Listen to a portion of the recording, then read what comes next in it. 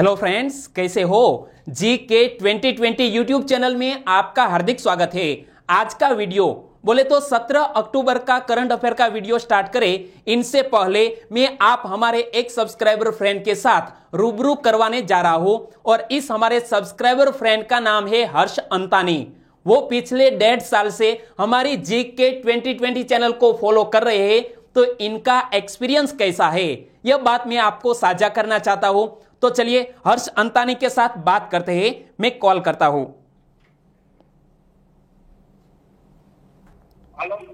Hello. बोलो sir. क्या आप हर्ष अंतानी जी बोल रहे हैं? हाँ जी।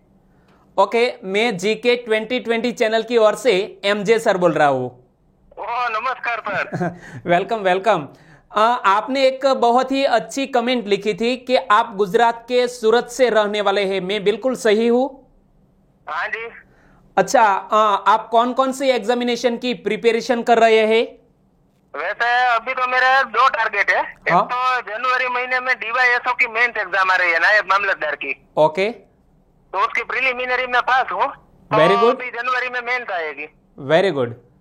और एक अभी पिछले 11 तारीख को स्पीपा की गई प्रीलिम। जी हाँ, आपने एक कमेंट भी स्पीपा के बारे में ही लिखी थी कि स्पीपा की जो प्रीलिम एग्जामिनेशन होती है, खास तौर पर जो गुजरात में स्पीपा का जो इंस्टीट्यूट है वो फेमस है क्लास 1-2 की एग्जामिनेशन तैयारी करने वाले कुछ एस्पिरेंट्स के लिए। हाँ जी। और इसमें जो बच्चों का सिलेक्शन होता है, इसे बहुत ही कम लागत पर वहां पर एडमिशन भी मिल जाता है। और वहां पर फ्री ऐसे मान लीजिए कि मुफ्त ही कोचिंग दी जाती है।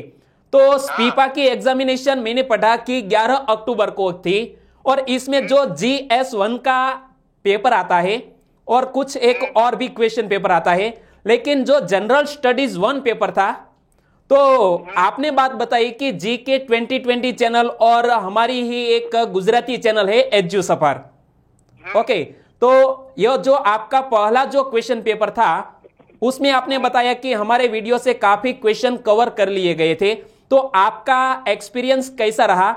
हमारे सब्सक्राइबर फ्रेंड भी सुन रहे हैं, आपकी आवाज सुन रहे हैं। तो आपके विचार हमारे साथ साझा करोगे?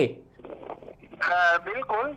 हाँ? तो मेरा अनुभव मतलब करंट अफेयर के बारे में ये है कि करंट अफेयर पढ़ो तो ये जो हमको 10-12 सवाल रोड के दिए जाते हैं, उसमें से कभी करंट अफेयर हमारा खत्म नहीं होता। पहली बात तो बिल्कुल सही।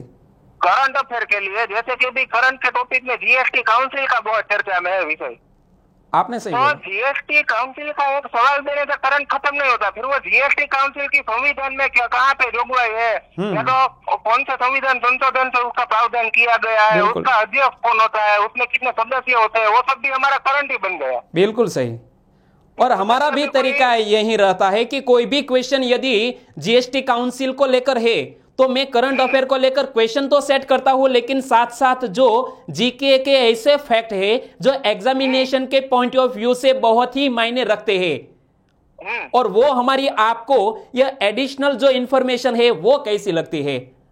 वो तो सर पहले से बढ़िया है ना, इसीलिए तो इतने चैनल होने के बावजूद भी हम आपको फॉलो करते हैं। अच्छा, आप कितने मंथ से हमारी चैनल को फॉलो कर रहे हैं? ये एज्यू सफर को मैं काफी समय से करता हूँ। Okay. लेकिन ये जो जीके 2020 है वो मैं या जून 2019 से करता हूँ। मतलब Okay. करीबन 1.5 साल जितना हुआ। ओके, हाँ, यूं मान लीजिए कि हमारी जो जीके 2020 चैनल है, इसका शुभारंभ 11 फरवरी 2019 को हुआ और आपने फॉलो करना शुरू कर लिया मई 2019 में, यानी कि तकरीबन 1.5 साल से हमारे साथ जुड़ चुके हैं। तो आपकी कमेंट में हमेशा पढ़ता था, लेकिन आप कौन सी एग्जामिनेशन की प्रिपरेशन कर रहे हैं वो अब मुझे पता चला कि आपने तो एक ऑलरेडी ऐसी प्रिलिमिनरी एग्जामिनेशन क्लियर कर ली है और आपकी मेन एग्जामिनेशन भी अच्छी रहे DYSO की। तो हम जीके 2020 चैनल की ओर से कामना करते हैं ईश्वर को कि आपको जल्द ही सफलताएं मिले और आप हमारे साथ जुड़े। इसलिए आपका बहुत बहुत धन्यवाद। और आप यदि कुछ शब्द हमारे कुछ सब्सक्राइबर फ्रेंड या तो हमारे ये वीडियो देखने वाले फ्रेंड्स को कहना चाहोगे तो क्या कहोगे? जैसे मेरे हिसाब से अगर मैं देखने जाऊँ ना, तो आज की तारीख में जिस तरह कोई भी ट्यूशन क्लासेस हो या किसी की भी जिस तरह से हरीफाई चल रही है, तो एक दूसरे से स्पर्धा, उससे बढ़ के काफी गुना अच्छा आपका कामकाज है और Thank आपका you. लेवल भी एकदम बढ़िया है। Thank you. और दूसरी बात मुझे आपकी जो पसंद आती है वो ये आती है हाँ। कि आप कभी अपने कभी कोई मतलब जाहिरात वगैरह में आप ध्यान नहीं देते, सीधा जितना पढ़ाने का है वो टॉपिक सब बात शुरू की, टॉपिक खत्म हो गया, बात खत्म, कोई दूसरी आजू बाजू की कोई बात लेके आप नहीं देख जाते। नहीं। तो मुझे सबसे ज्यादा आपके चैनल की ये बात पसंद आती है। Okay, very good. हमेशा हम यही मानते हैं कि हमारा जो कोई भी यदि यूट्यूब चैनल को फॉलो करने वाला सब्सक्राइबर फ्रेंड है उनका टाइम बर्बाद ना हो, इसीलिए हमारा जो कोई भी सब्सक्राइबर फ्रेंड है इसका टाइम वेस्ट नहीं होना चाहिए, यह हम बिल्कुल मानते हैं और इसलिए हम टू द पॉइंट आगे बढ़ते हैं। और आपने हमारी जो तारीफ की है यह सुनकर हमें भी अच्छा लगा और हमारा हौसला भी बढ़ेगा। तो बस इसी तरह हमारे साथ बात करने के लिए बहुत बहुत धन्यवाद। थैंक यू हर्ष अंतानी जी। धन्यवाद साहब, जय हिंद। जय हिंद। आपने सुना कि हर्ष अंतानी जी वो पिछले 1.5 साल से हमारी इस चैनल से जुड़े हुए हैं और काफी कुछ बदलाव उनमें आया है और वो आने वाले भविष्य में एक अच्छे अफसर भी बनेंगे। तो चलिए दोस्तों, आप भी हमारी इस चैनल को फॉलो कर लीजिए, 1.5 साल तक के लिए देख लीजिए और बाद में आप में जो परिवर्तन आता है वो काफी अद्भुत होगा। चलिए स्टार्ट करते हैं पहले क्वेश्चन से। पहला क्वेश्चन, हाल ही में सुर्खियों में रहे काजीरंगा राष्ट्रीय उद्यान के संदर्भ में कौन सा कथन गलत है? आपको भी पता है कि क्लास 1-2 के एग्जामिनेशन में इसी पैटर्न के बहुत से क्वेश्चन पूछ लिए जाते हैं और सुर्खियों में रहा है काजीरंगा नेशनल पार्क, उनके संदर्भ में कौन सा कथन गलत है वो हमें यहां ढूंढना है। इसे वर्ष 1975 में यूनेस्को की विश्व धरोहर स्थल की सूची में शामिल किया गया था। यहां कुछ गलत है क्योंकि काजीरंगा नेशनल पार्क को 1985 में, कब, 1985 में यूनेस्को की वर्ल्ड हेरिटेज साइट में शामिल कर लिया गया था। पहला कथन है वो गलत। दूसरा सेंटेंस, काजीरंगा राष्ट्रीय उद्यान असम राज्य में स्थित है, बिल्कुल सही बात। और असम का जो काजीरंगा राष्ट्रीय उद्यान है वो एक शिंगी गैंडे के लिए पूरे विश्व में ख्यात है, यह कथन सही है। यहां हमें पूछा गया है कौन सा कथन गलत, तो कौन सा? केवल नंबर 1 का जो सेंटेंस है वो गलत है। हमारा आंसर बन गया केवल 1। और हाल ही में यह काजीरंगा नेशनल पार्क सुर्खियों में क्यों रहा? पिछले कुछ महीनों से कोविड-19 के कारण बंद था और हाल ही में खोल दिया जाएगा पर्यटकों के लिए। तो देखो, असम में विश्व धरोहर काजीरंगा राष्ट्रीय उद्यान 21 अक्टूबर से पर्यटकों के लिए दोबारा खोल दिया जाएगा। बाढ़ और कोविड-19 महामारी के कारण ये उद्यान पिछले कुछ महीनों से बंद था, जिसको खोल दिया जाएगा। और यहां पर आपने भी सुना होगा कि यह काजीरंगा नेशनल पार्क में बाढ़ आई और बहुत से जो एक शिंगी गैंडे हैं इनकी मौत भी हुई थी। तो काजीरंगा राष्ट्रीय उद्यान के कुछ फैक्ट है वो भी याद रख लीजिए। यह उद्यान एक शिंगी गैंडा यानी कि भारतीय गैंडे के लिए विशेष रूप से प्रसिद्ध है पूरे विश्व में। और विश्व के 2 तिहाई एक शिंगी वाले गैंडे का काजीरंगा राष्ट्रीय उद्यान में पाए जाना वो हमारे भारत देश के लिए गौरवपूर्ण बात है। और डीप होलू, क्या नदी का नाम है? डीप होलू नदी काजीरंगा राष्ट्रीय उद्यान के मध्य से बहती है, यह बात भी याद रख लीजिए। और इसके बारे में मैं आपको आगे बताना चाहूंगा। काजीरंगा राष्ट्रीय उद्यान भारत का सबसे पुराना वन्य जीव संरक्षण क्षेत्र है। 1905 में इसे पहली बार अधिसूचित किया गया था और 1908 में इसका गठन संरक्षित वन के रूप में किया गया। और वर्ष 1985 में काजीरंगा राष्ट्रीय उद्यान को यूनेस्को की वर्ल्ड हेरिटेज साइट में सूची में शामिल किया गया था। और यह बात आपको पहले सेंटेंस में पढ़ी, 1975 यह बात गलत थी। और 9 से 10 जनवरी 2020 को लेकर भी काजीरंगा राष्ट्रीय उद्यान सुर्खियों में रहा। क्यों? क्योंकि दूसरी आर्द्रभूमि पक्षी गणना संपन्न हुई थी। कब? 9 से 10 जनवरी 2020 को। कहां पर? काजीरंगा राष्ट्रीय उद्यान में। और वर्ष 2018 की प्रथम आर्द्रभूमि पक्षी गणना भी काजीरंगा नेशनल पार्क में ही की गई थी। और गैंडों की संख्या में वृद्धि के लिए इंडियन राइनो विजन 2020 कार्यक्रम भी चलाया जा रहा है। तो यहां गैंडों की आबादी बढ़े, इसीलिए यह इंडियन राइनो विजन 2020 भी चलाया जा रहा है। दोस्तों, इसी तरह हर क्वेश्चन से जुड़े इंपॉर्टेंट फैक्ट मैं आपके सामने रखता हूं। हमारा यह तरीका आपको अच्छा लगता है लाइक करना मत भूलिएगा। दूसरा क्वेश्चन है आपकी स्क्रीन पर, उत्तर पूर्वी मानसून से निम्न में से किस राज्य में बारिश नहीं होगी? दोस्तों, मानसून की सीजन खत्म होने वाली है और सर्दियों की मौसम हमारे भारत देश में अब आने वाली है, और उत्तर पूर्वी मानसून है वो मानसून के एंड में, और खास तौर पर दक्षिण भारत में सबसे ज्यादा बारिश होती है यह उत्तर पूर्वी मानसून से। और आपने भी सुर्खियों में पढ़ा होगा कि पिछले 117 साल का एक नया रिकॉर्ड भी स्थापित किया है यह उत्तर मानसून की बारिश ने। और यह बारिश कहां पर होती है? तो याद रखो, यहां पर तमिलनाडु, आंध्र प्रदेश, तेलंगाना, यहां पर यह बारिश अधिक होती है। और यहां पर स्थित है यह पश्चिम घाट, पश्चिम घाट के इस तट पर यहां कम बारिश होती है। तो यहां हमें पूछा गया है उत्तर पूर्वी मानसून से निम्न में से किस राज्य में बारिश नहीं होगी? तो तमिलनाडु यहां पर, राजस्थान यहां पर, आंध्र प्रदेश यहां पर और तेलंगाना यहां पर है। तो किस राज्य में सबसे कम बारिश होगी? राजस्थान में।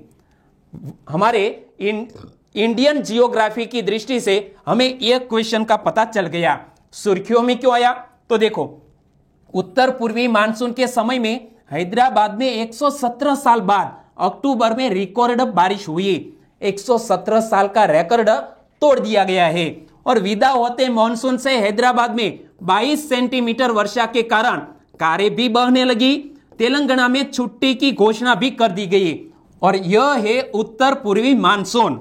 और इसी के बारे में आप ये मैप को देखिए कि यहां पर यह है वेस्टर्न घाट, और वेस्टर्न घाट, और यहां पर केरल, और यहां पर गोवा और महाराष्ट्र में कम बारिश होगी। लेकिन जो इस तरफ से जो इस तरह की हवाएं चलती है तो यहां पर अधिक बारिश होती है। तो पश्चिम घाट की पर्वत श्रृंखलाओं के कारण उत्तर पश्चिम मानसून से तमिलनाडु में ज्यादा बारिश नहीं होती। इसीलिए नवंबर और दिसंबर के महीनों में उत्तर पूर्वी मानसून के दौरान तमिलनाडु में सबसे ज्यादा बारिश होती है। और हाल ही में यह नया रिकॉर्ड बना है, वो बात आप याद रख लीजिए। तीसरा क्वेश्चन, संयुक्त राष्ट्र ने 2020 को किस वर्ष के रूप में मनाने की घोषणा की है? दोस्तों, यूनाइटेड नेशंस द्वारा यदि कोई भी वर्ष को कोई महत्वपूर्ण वर्ष के लिए घोषित किया जाए तो 2020 का यह वर्ष कौन सा चल रहा है वो हमें पता होना चाहिए। 2020 का यह वर्ष अंतरराष्ट्रीय पौधा स्वास्थ्य वर्ष के रूप में यूनाइटेड नेशंस के द्वारा मनाया जा रहा है। यानी कि इस क्वेश्चन का सही आंसर है ऑप्शन सी, अंतरराष्ट्रीय पौधा स्वास्थ्य वर्ष। किसके द्वारा मनाया जा रहा है? यूनाइटेड नेशंस के द्वारा। तो दिसंबर 2018 में संयुक्त राष्ट्र महासभा ने 2020 को प्लांट हेल्थ के अंतरराष्ट्रीय वर्ष के रूप में घोषित करने वाला एक प्रस्ताव अपनाया था। और इसी के चलते 2020 को यह किस महत्वपूर्ण वर्ष के रूप में मनाया जाता है? International year of plant health. 2020 का यह साल जो प्लांट हेल्थ से जुड़ा हुआ है। और IYPH का उद्देश्य इन बात पर वैश्विक जागरूकता लाना है कि किस तरह से पौधे की स्वास्थ्य रक्षा से भूख को समाप्त करने, गरीबी को कम करने में मदद मिल सकती है। और याद रखो, अंतरराष्ट्रीय बाजरा वर्ष कब मनाया जाएगा? 2023 में। और 2016 को किस वर्ष के रूप में मनाया गया था? अंतरराष्ट्रीय दलहन वर्ष। तो यह बात याद रख लीजिए। चौथा क्वेश्चन, निम्न दुनिया का सबसे बड़ा ग्रीनफील्ड जिंक स्मेल्टर कहां बनेगा? दुनिया का सबसे बड़ा कौन सा ग्रीनफील्ड जिंक स्मेल्टर कहां पर बनेगा? गुजरात में बनेगा। यानी कि इस क्वेश्चन का सही आंसर है ऑप्शन बी, गुजरात। और गुजरात सरकार ने राज्य में एक ग्रीनफील्ड जिंक स्मेल्टर स्थापित करने के लिए वेदांत समूह की फर्म हिंदुस्तान जिंक लिमिटेड के साथ एक समझौते ज्ञापन पर हस्ताक्षर किए हैं। किसके साथ समझौता किया है?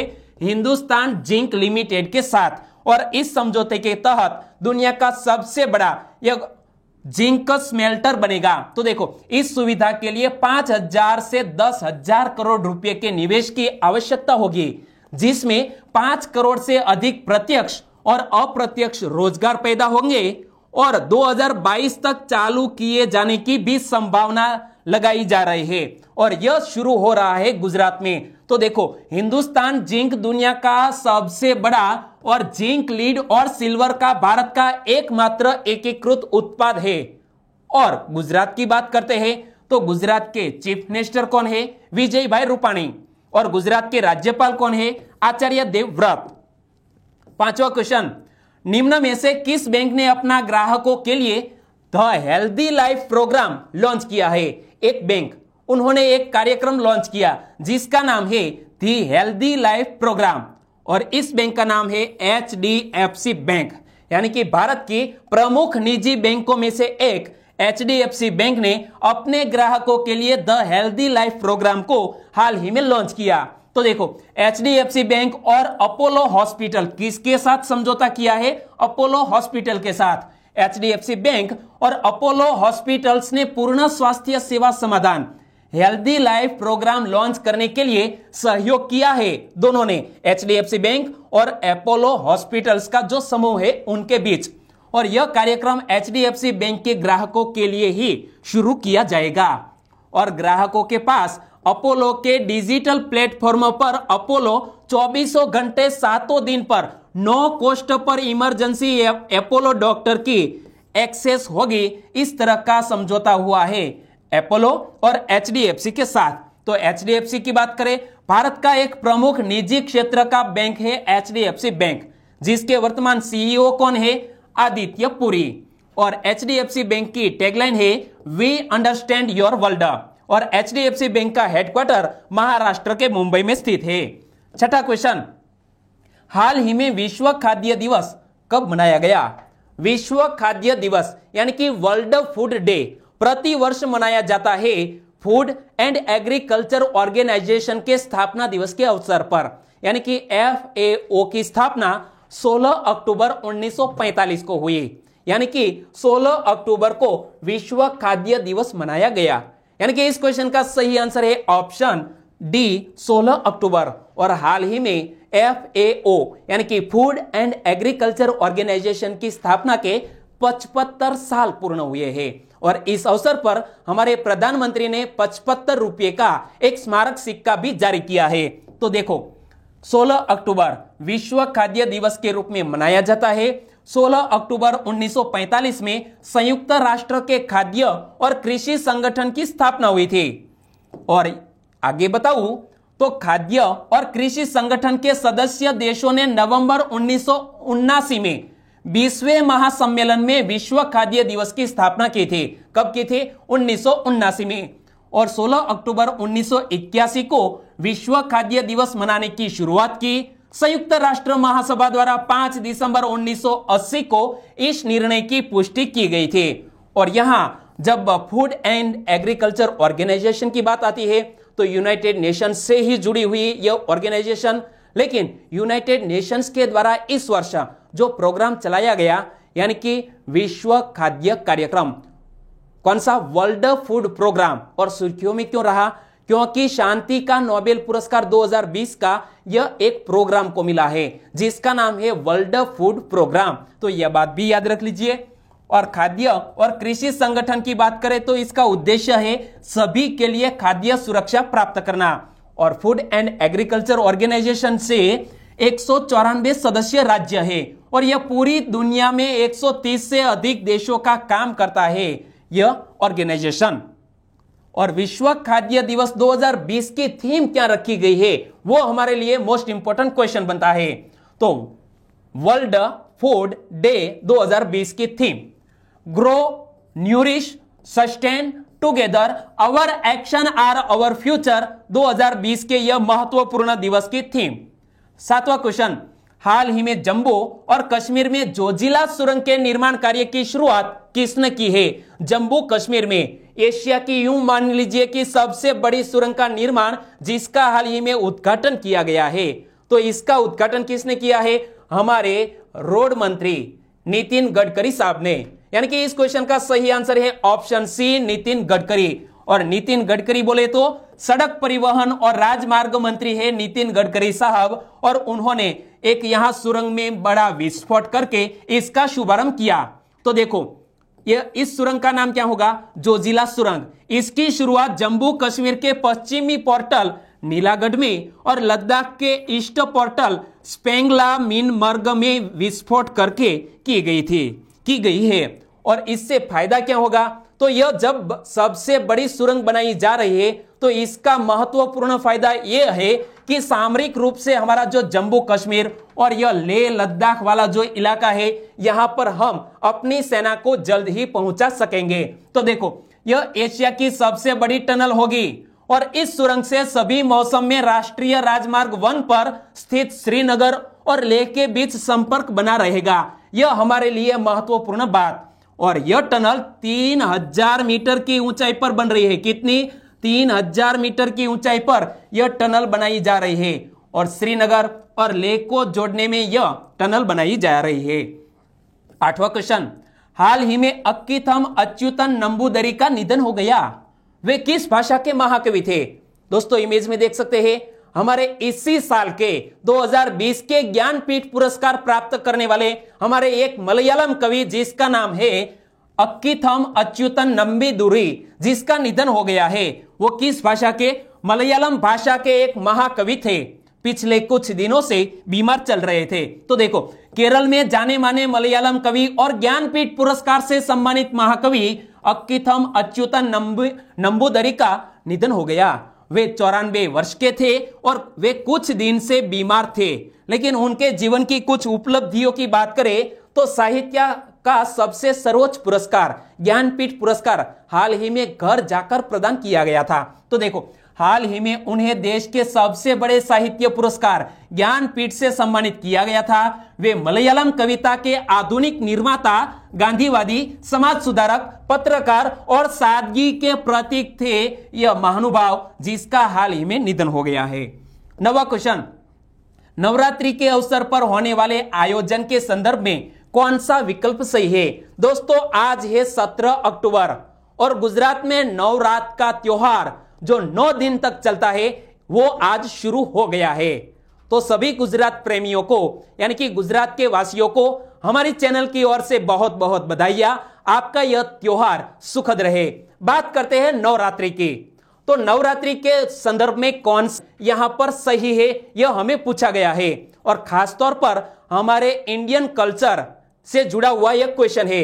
दिल्ली में रामलीला के रूप में यह मनाया जाता है नवरात्रि का त्योहार।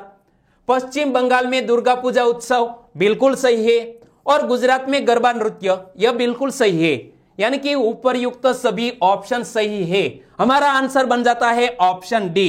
और सुर्खियों में क्यों आया? तो देखो, भारत में नवरात्रि का त्योहार विभिन्न हिस्सों में अलग अलग तरीकों से मनाया जाता है और कोविड-19 के कारण दक्षिण भारतीय परिवारों में बोम्मई गोलू की नवरात्रि परंपरा इस वर्ष ऑनलाइन मनाई जाएगी, इसलिए मैंने यह क्वेश्चन बनाया। लेकिन यह तमिल भाषा में बोम्मई गोलू या कोलू का अर्थ क्या होता है? दिव्य उपस्थिति। और आगे बताऊं तो नवरात्रि के अवसर पर दिल्ली में रामलीला, पश्चिम बंगाल में दुर्गा पूजा उत्सव, गुजरात में गरबा नृत्य का आयोजन किया जाता है और तेलुगु भाषा में बोम्माला कोलुवु का अर्थ कोर्ट ऑफ टॉयज होता है और कन्नड़ भाषा में बॉम्बे हब्बा का अर्थ गुड़िया महोत्सव होता है। तो विभिन्न राज्यों में नवरात्रि का त्योहार विभिन्न तरीकों से मनाया जाता है। 10वां क्वेश्चन, रेड लाइट ऑन गाड़ी ऑफ अभियान की शुरुआत किसने की है? दोस्तों क्वेश्चन से ही पता चल जाता है कि कौन से शहर में सबसे ज्यादा प्रदूषण वर्तमान समय में है। कहां पर? दिल्ली में। तो दिल्ली के मुख्यमंत्री कौन है? अरविंद केजरीवाल। जी हां, अरविंद केजरीवाल ने रेड लाइट ऑन गाड़ी ऑफ नामक अभियान की शुरुआत की है। यानी कि इस क्वेश्चन का सही आंसर है अरविंद केजरीवाल, बोले तो दिल्ली के मुख्यमंत्री। और रेड लाइट ऑन गाड़ी ऑफ अभियान का उद्देश्य क्या है? वायु प्रदूषण से निपटना। दिल्ली में 1 करोड़ वाहन पंजीकृत है। कितने? 1 करोड़। और उन्होंने लोगों से ट्रैफिक सिग्नल का इंतजार करते समय अपने वाहनों को बंद करने का आग्रह किया है अरविंद केजरीवाल जी ने। और उन्होंने एक बहुत ही एनालिसिस भी जनता के सामने रखा है। वो एनालिसिस कौन सा है वो हमें सुनने में मजा आएगा। श्री अरविंद केजरीवाल ने कहा है कि प्रत्येक गाड़ी को रेड लाइट पर प्रतिदिन 15 से 20 मिनट तक रुकना पड़ता है। कितने? 15 से 20 मिनट तक। और जिसमें लगभग 200 मिलीलीटर तेल खर्च होता है। यदि लोग अपने वाहनों को रेड लाइट पर बंद करना शुरू कर दे तो वे 1 साल में 7,000 रुपये तक की बचत कर सकते हैं। इसी तरह का अनुमान लगाया है अरविंद केजरीवाल ने। और इससे फायदा क्या होगा? प्रदूषण भी कम होगा। 11वां question, Sujal drink for tap mission योजना का उद्घाटन कहां किया गया? Sujal drink from tap mission, इस योजना का उद्घाटन किया गया है ओडिशा राज्य में। यानी कि इस क्वेश्चन का सही आंसर है ओडिशा। और इनसे जुड़े हुए और क्वेश्चन बन सकते हैं। ओडिशा सरकार ने Sujal drink for tap mission योजना को क्यों शुरू किया है? राज्य के सभी शहरी क्षेत्रों में गुणवत्ता वाले पेयजल की 24 घंटे आपूर्ति के लिए यह अभियान शुरू किया है। और Sujal drink for tap mission योजना का उद्घाटन किसने किया है? ओडिशा के मुख्यमंत्री नवीन पटनायक जी ने यह शुभारंभ किया है, जिसका मकसद है शहरी क्षेत्रों में गुणवत्ता वाले पेयजल की 24 घंटे आपूर्ति करना। और सुजल पेय योजना के बारे में मैं आपको बताना चाहूंगा, ओडिशा ने मार्च 2022 तक राज्य के सभी शहरी क्षेत्रों में पानी के पाइप कनेक्शन उपलब्ध कराने का एक लक्ष्य भी निर्धारित किया है। और ओडिशा सरकार ने इस योजना के लिए 1300 करोड़ रुपए का निर्धारण भी किया है। और बात करते हैं ओडिशा की, तो ओडिशा के वर्तमान मुख्यमंत्री बोले तो नवीन पटनायक। ओडिशा के राज्यपाल कौन है? गणेशी लाल। और ओडिशा की कैपिटल का नाम है भुवनेश्वर। 12वां क्वेश्चन, निम्न में से कौन सा दिवस 15 अक्टूबर को नहीं मनाया गया? यहां दोस्तों कुछ इस तरह हमें पूछा गया है कि 15 अक्टूबर को कौन सा दिवस नहीं मनाया गया। यानी कि 3 दिवस मनाए गए। विश्व विद्यार्थी दिवस, यानी कि APJ अब्दुल कलाम जी का जन्म दिवस समूचे विश्व में विश्व विद्यार्थी दिवस के रूप में मनाया जाता है। दूसरी बात, अंतरराष्ट्रीय ग्रामीण महिला दिवस भी 15 अक्टूबर को मनाया गया। एक और, विश्व हस्त प्रक्षालन दिवस यानी कि वर्ल्ड हैंड वॉश डे कब मनाया गया? 15 अक्टूबर को।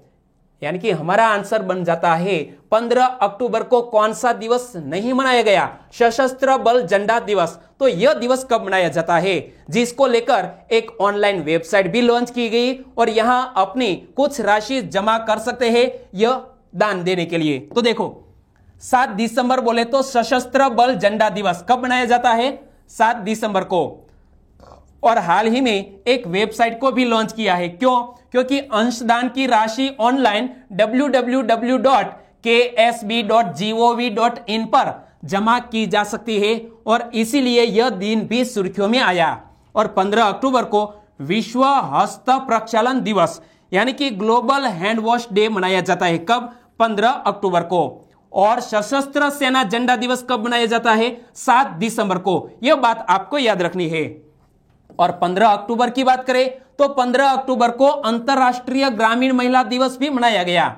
और यह दिन कृषि और ग्रामीण विकास को बढ़ावा देने, खाद्य सुरक्षा में सुधार और ग्रामीण गरीबी दूर करने में आदिवासी महिलाओं समेत सभी ग्रामीण महिलाओं की महत्वपूर्ण भूमिका और योगदान को महत्व रेखांकित करने के लिए प्रतिवर्ष मनाया जाता है अंतरराष्ट्रीय ग्रामीण महिला दिवस।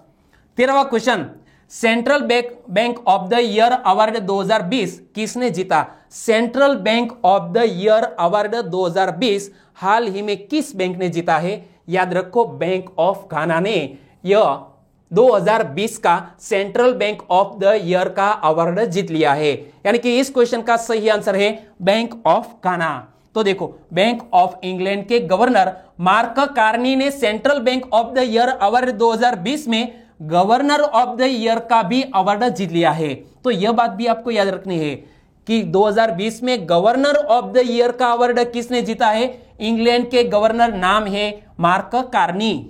और बैंक ऑफ घाना ने जब बैंक का अवार्ड जीता है तो सेंट्रल बैंकिंग अवार्ड्स केंद्रीय बैंकिंग समुदाय में उत्कृष्टता पहचानने के लिए प्रतिवर्ष आयोजित किया जाता है। और यह पुरस्कार का 7वां संस्करण था और इस समारोह को वर्चुअली तरीके से आयोजित किया गया, यानी कि वीडियो कॉन्फ्रेंसिंग के जरिए। और जब अवार्ड जीता है यह घाना की प्रमुख बैंक ने, तो घाना के गवर्नर कौन है? Ernest Kwamina Addo Addison. और बैंक ऑफ घाना का हेडक्वार्टर कहां पर स्थित है? घाना के अक्रा में। और बैंक ऑफ घाना की स्थापना कब हुई? 1957 में। 1957 में बैंक ऑफ घाना की स्थापना हुई। और दोस्तों अब बात करते हैं लास्ट वीडियो के क्वेश्चन के। लास्ट वीडियो में मैंने आपसे क्वेश्चन पूछा था, रक्षा मंत्री ने नेचीफू सुरंग की आधारशिला किस राज्य में रखी? हमारे रक्षा मंत्री राजनाथ सिंह ने नेचीफू नामक एक सुरंग की आधारशिला रखी किस राज्य में? अरुणाचल प्रदेश में। यानी कि इस क्वेश्चन का सही आंसर था ऑप्शन डी, अरुणाचल प्रदेश। और इस क्वेश्चन का सही आंसर दिया है नीलेश पाटनवाड़िया, पूजा सोलंकी, अशोक कोपनिया फ्रॉम गुजरात हलवद से, मकवाणा प्रेमजी, उचित विरमगामा, वो गुजरात के मोरबी से हमारे साथ जुड़ चुके हैं। तो आपका भी हमारे चैनल में स्वागत है। नीलेश राठौर, अश्विन कंजरिया, जिज्ञासा गोयल, इन सभी दोस्तों ने इस क्वेश्चन का सही आंसर दिया। चुनीलाल कलारा वो दाहोद से है, राजेश कटारा, संजय राठौड़ फ्रॉम गुजरात आनंद से, आलोक कुमार शाह, हेमराज माली फ्रॉम राजस्थान, संजय देव वर्मा वो भी हमारे साथ जुड़ चुके हैं। आपका भी हमारे चैनल में स्वागत है। परमार शैलेश जे, परमार करीना, इन सभी दोस्तों ने इस क्वेश्चन का सही आंसर दिया। हमारे और भी सब्सक्राइबर फ्रेंड है, राकेश कुमार, अरबाज खान, मेहुल पाटिल, प्रिया पटेल, और मेहुल पाटिल वो वडोदरा से है। जग्गिन बाग अरुणाचल प्रदेश, उन्होंने सही आंसर दिया है। और विश्व मेवाड़ा, पलक पटेल, सभी दोस्तों को सही आंसर देने के लिए बहुत बहुत धन्यवाद। और आज के वीडियो का क्वेश्चन ए रहा स्क्रीन पर। हाल ही में मिशन बिगिन अगेन किसने शुरू किया है? 4 ऑप्शन आपके स्क्रीन पर है। मिशन बिगिन अगेन किसने शुरू किया है? और स्टेट का नाम लिखना है आपको नीचे कमेंट बॉक्स में। और वीडियो अच्छा लगा है, हेल्पफुल लगा है, तो आपके दोस्तों को भी फेसबुक, व्हाट्सएप या टेलीग्राम के जरिए इस वीडियो की लिंक शेयर कर सकते हैं। आपने यह वीडियो लास्ट तक देखा, आपको बहुत बहुत धन्यवाद। आपका दिन शुभ रहे। Thank you so much. Good bye.